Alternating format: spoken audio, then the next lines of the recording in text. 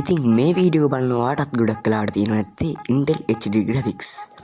ඉතින් ඒ Intel HD graphics වලට වඩා ගොඩක් හොඳ VGA කාඩ් එකක් තමයි මම මේ අද ගන්න තියෙන්නේ. ඉතින් මේ කාඩ් එක රිලීස් වුණේ 2011. ඉතින් මේක තමයි මම හිතන්නේ ලංකාව ගන්න තියෙන අඩුම කාඩ් එක. ඉතින් අපි දැන් ගිහලා බලමු මේ කාඩ් එකේ තවත් විස්තර ගැන.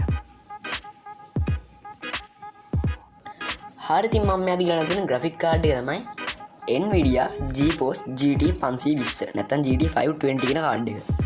ඉතින් මේ මං ගාව තියෙන 1GB කාඩ් එක. මේක 2GB version එකක් තියෙනවා. ඔයගොල්ලන්ට 2GB version එක ගන්න පුළුවන්.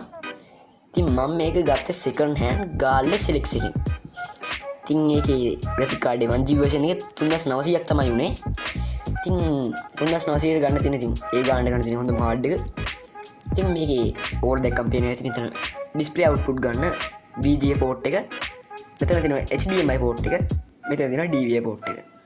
ඉතින් ඒ වගේම මෙතන තියෙනවා PC එකට ගහන්න PCIe slot එක. තාම මෙතන තියෙනවා don't touch කියලා fan එක තියෙනවා. ඕකේ. කමන්න ටච් කරමු. මෙතන තියෙනවා තව ගිටාර් එකක්.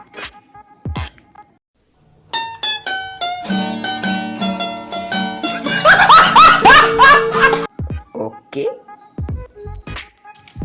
හරි ඉතින් මේ පෙන්වන්නේ මගේ PC එකේ graphic card එක නැතුව GTA 4 run වෙන විදිය. ඉතින් ඉන්න මම ඔයගොල්ලන්ට settings ටික පෙන්වන්නම් මගේ. settings වල තියෙන්නේ පේන ඇති ඔන්න 1024x768 resolution එකකින් ලෝම settings වලට දාලා තියෙන්නේ. ඉතින් ඒකෙනුත් මට දැන් FPS බලා ගන්න දෙයක් නැහැ. සාමාන්‍යයෙන් lag වෙන FPS 25ක් 20 ගාණක් වගේ තමයි යන්නේ. ඉතින් අපි ඊළඟට බලමු graphic card එක ගැහුවට පස්සේ මේකේ boost එක මොන වගේද කියලා. හරි ඉතින් මම PC එක side panel එක ගලව ගත්තා. දැන් තියෙන්නේ අපි graphic card එක PC එකේ install කරන්න විතරයි.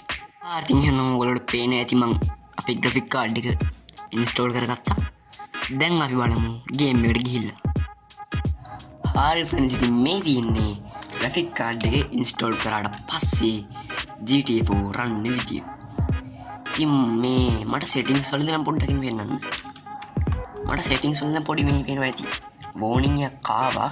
මං හිතුවේ කලින්ට වඩා set නැති වෙයි කියලා. බලද්දි ඔයාලට පේනවාද හැබැයි කලින්ට වඩා smooth superior to smooth. ඇයි දන්නේ warning එකක් ආවා මේ කලින් run වෙන FPS 25ක් වගේනේ. දැන් නම් මට හිතෙනවා FPS 40කට විතර ලං කරලා රන් වෙනවා කියලා. ඕකේ. හරි ඉතින් දැන් තියෙන්නේ conclusion time එක. ඉතින් මම මේ GPU එක ඔයාලට recommend කරනවාද? ඔව් ඉතින් මේක බලන්න ඔයාලට ගොඩක් වෙලාවට තියෙන්නේ නැත්තේ Intel graphics. ඉතින් ඒකේ කිසිම game එකක් ගහගන්න බෑ. මේකේ මට GTA 4 වල FPS 15ක විතර 15ක 20 වගේ boost එකක් ආවා. ඉතින් මේක GTA 5 ගහගන්න පුළුවන්. ඒක ගොඩක් ඇඩ්වාන්ටේජ් එකක්. ඉතින් ඔයගොල්ලෝ මම මේක GTA 5 ටෙස්ට් කරලා නැහැ. ඉතින් බෙන්ච්මාර්ක් වීඩියෝ වල තිබ්බ ඉතින් මේක හොඳ වෙයි කියලා.